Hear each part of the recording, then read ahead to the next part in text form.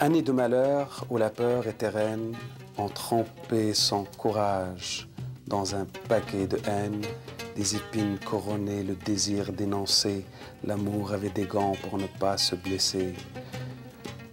Tous les matins portaient masque de carême, le plaisir se cachait dans un danger suprême. Ces années me reviennent avec leur bruit de chaîne, avec leur morne traîne et leur laisse de peine, qu'à cela ne vache, qu'à cela ne chienne, ce fleuve de douleur apporta la révolte. Eh bien, le fleuve de douleur, c'est Bordeaux, c'est une prison. L'expérience carcérale, elle est intéressante pour n'importe qui. Quand je dis intéressante, ça ne veut pas dire nécessairement souhaitable, pas du tout. Mais une fois qu'on y est, là, on est pris entre les murs, on vit quelque chose de particulier dans sa vie. Donc, nécessairement quelque chose d'intéressant.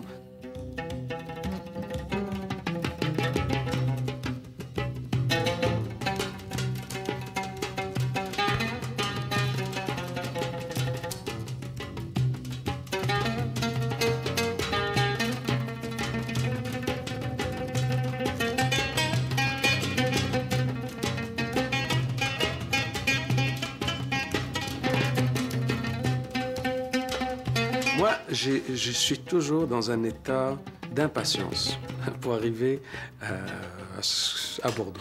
Je le dis souvent aux gars. Je dis, je suis peut-être le seul parmi vous, quand j'arrive à Bordeaux, j'arrive très joyeux, j'ai hâte de retourner. J'essaye depuis 7 ans toujours d'entretenir cette idée de ne pas prendre au sérieux l'idée de la prison, parce que c'est la seule façon, à mon avis, pour moi, de me sentir un petit peu utile à ces gens-là. On écoute la chanson 7, s'il te plaît. Vous allez voir après la chanson, ça va sortir. 3, 2, 1.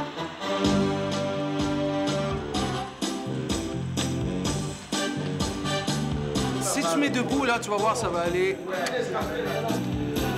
Toi, t'es pas mal... Comme par hasard, qui fait bien son travail. Mon travail consiste à faire un peu une espèce de mise en scène. Tu sais. Je fais venir des gens de l'extérieur, de la société, de l'extérieur, qui représentent la communauté.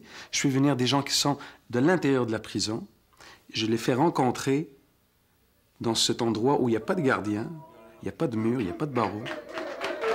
Il y a une salle, il y a des fauteuils, on est confortable, il y a des caméras, des micros.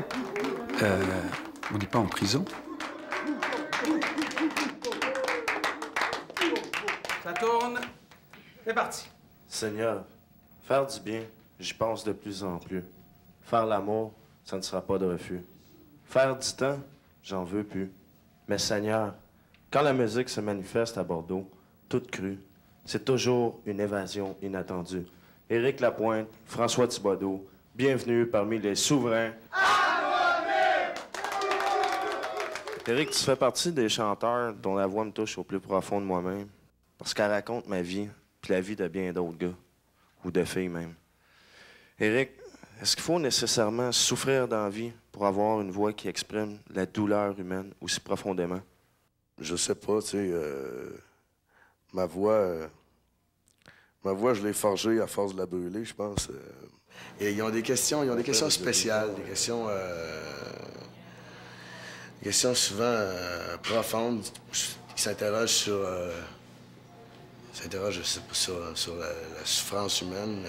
Il y a une chanson que vous dites, l'amour, je n'en veux plus. Pour moi, je n'arrive pas à m'imaginer, à refuser l'amour. Le plus important, d'ailleurs, pour moi, dans une émission Souverain Anonyme, c'est beaucoup plus la question que la réponse. Et c'est pour ça que dans la question, tu vas entendre une longue question.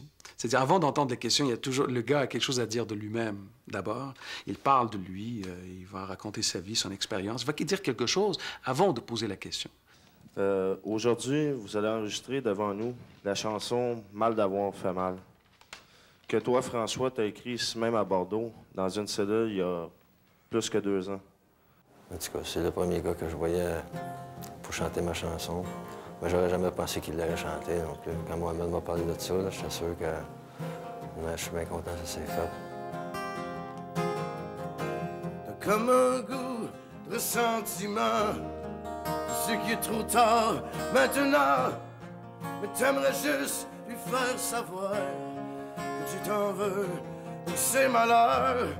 Même si elle pense être faite avoir, t'avais pas voulu dans ton cœur la faire souffrir comme une martyre quand t'as vu qu'elle voulait partir. Mal d'avoir fait mal.